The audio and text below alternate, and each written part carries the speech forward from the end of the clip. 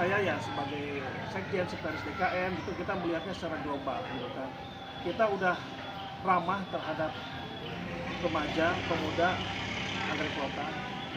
Kita PHBI kita udah siapkan panitia-panitia generasi mudanya, dan kita juga udah sangat concern terhadap remaja ini. Memang PR terbesar dan terberat kita pengurus di DKM Al-Barkah itu adalah generasi penerus remaja. Tapi kita jangan berkecil hati. Kita semua yang penting bergerak. Di sini harus sama-sama bergandengan tangan.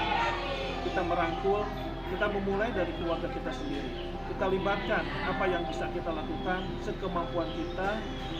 Ada keluarga kita yang masih muda, masih remaja, masih anak, libatkan di masjid. Sekecil apapun itu perannya. Kegiatannya semuanya ada di masjid. Kalau bisa main handphone pun nggak apa-apa di masjid. Kita sudah menyiapkan juga fasilitas-fasilitas wifi. Mungkin itu bisa diarahkan nanti ke arah yang lebih positif lagi. Main game yang positif. Searching yang positif. Di Geraha Raya ini, Al-Barkah menjadi ikon. Kita harus jadi pilot project. Tantangan berat.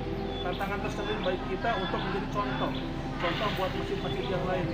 Dan alhamdulillah ya, kita sekarang mulai dari sanlat 3 hari lepas dari HP. Ternyata happy sekali di sini, happy sekali dia.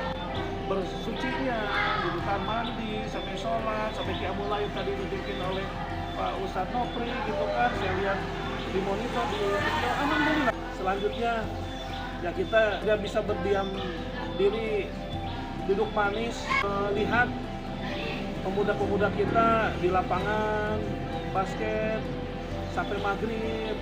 Sedih saya di lapangan futsal sampai dan maghrib ini. Itu belum sholat. Urus harus punya ide-ide kreatif. Anak muda sukanya apa, kita akomodir. Sukanya tenis meja, di sini ada pemuda dan olahraga. Ya kita harus kreatif. Kita sediakan fasilitas di sini. Kita masuk ke dunia mereka supaya mereka bisa masuk ke dunia kita, ke dunia masjid, ke dunia Al-Barkah. Terima kasih Pak Soni. Kita selanjutnya akan nanyakan seperti apa sih pembiayaan. Kebenaran atau pembiayaan, bagaimana tanggapan Bapak dan Bapak? Terima kasih. Kami dari pengurus ini dari bendahara Al-Barkah akan mendukung program-program yang sudah dibuat oleh DKM. Kita sudah membuat khusus rekening-rekening yang sesuai pembiayaan yang sendiri. Untuk pembayaran operasional sudah ada rekening sendiri. Untuk anak yatim duafa yang kita bantu juga ada sendiri. Kemudian yang untuk pendidikan kita juga ada rekening sendiri. Jadi untuk memajukan Masjid Al-Barkah dan memudahkan remaja-remaja dan anak-anak supaya bisa ke masjid ini, harus kita dorong dan program-program didukung sepenuhnya oleh keuangannya oleh DKM Al-Barkah. Mungkin punya banyak ide-ide bagaimana mendekati anak muda, bagaimana kita bisa menyentuh anak-anak muda dengan hal-hal yang sederhana. Bismillahirrahmanirrahim. Alhamdulillah. Allahumma shalli ala sayyidina Muhammad wasallam. Terima kasih Ibu Atun atas kesempatannya. Alhamdulillah. Masalah yang kita hadapi saat ini bukan masalah yang hanya terjadi di masjid kita saja. Sebenarnya ini masalah bagi Indonesia, bahkan masalah yang dihadapi oleh seluruh dunia. Gadget, masalah gadget. Saya teringat dengan pesan para ulama, apa kata Rasul pernah bersabda, "Allimu auladakum hasba zamanihim." Ajarkan putra-putri kalian sesuai dengan zamannya. Sesuai dengan zamannya. Ada zaman-zaman yang berbeda. Setiap generasi punya masanya masing-masing dan kita tidak bisa menghindari perkembangan zaman ini. Maka ketika kita dipinta untuk menggaet ataupun mengajak anak-anak yang ada di sekitar kita, maka kita harus mengerti kita yang masuk ke dunia mereka, bukan mereka yang kita tarik ke dunia kita. Seperti yang disampaikan oleh Ibu Atun tadi, bahwa gadget itu tidak semuanya negatif.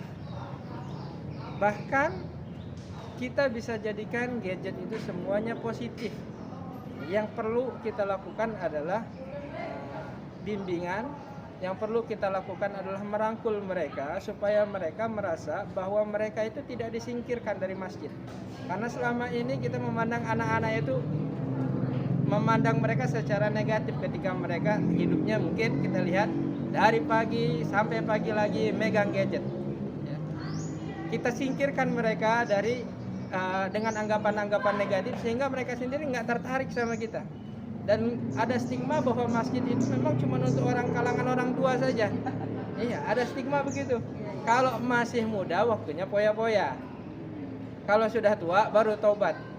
Kan stigmanya begitu. Maka kita akan cari ide-ide kreatif yang bersama-sama. Mungkin juga kita libatkan anak-anak muda. Mereka sebenarnya mau apa di masjid ini? Mereka mau apa? Kita jangan menyalahkan mereka dengan menyatakan misalnya, kenapa sih anak-anak yang nggak mau ke masjid? Kok susah banget diaturnya anak-anak zaman sekarang, disuruh ke masjid kok pada nggak mau? Yang harus jadi pertanyaan adalah apa yang bisa kita berikan kepada mereka, apa yang sudah kita siapkan sehingga mereka itu tanpa dipanggil pun mau datang ke masjid. Itu yang menjadi PR bagi para pengurus-pengurus DKM yang ada saat ini. Kalau kita bisa menggait minat-minat mereka, kalau kita bisa menggait keinginan-keinginan mereka, maka insya Allah tanpa dipanggil pun mereka akan datang sendiri. Jadi kalau saya pribadi, pintu masuknya itu bukan dalam hal-hal yang serius yang bisa kita lakukan. Anak-anak ini sukanya apa? Mayoritas anak-anak itu sukanya bola. Mayoritas anak-anak itu sukanya bidang olahraga. Mayoritas anak-anak itu sukanya di bidang seni. Nah, maka dari inilah yang mereka sukai, inilah pintu masuk utama kita supaya mereka mau datang ke masjid dengan sukarela tanpa paksaan. Jadi mereka datang itu karena kesadaran.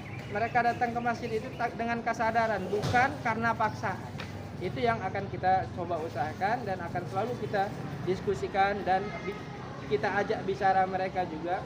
Kita gali apa keinginan mereka, kita tampung itu, dan insya Allah dengan bantuan dari para pengurus DKM semua, insya Allah apa yang menjadi minat mereka akan kita kerjakan sama-sama, insya Allah. Oke, terima kasih Ustadz Nofri.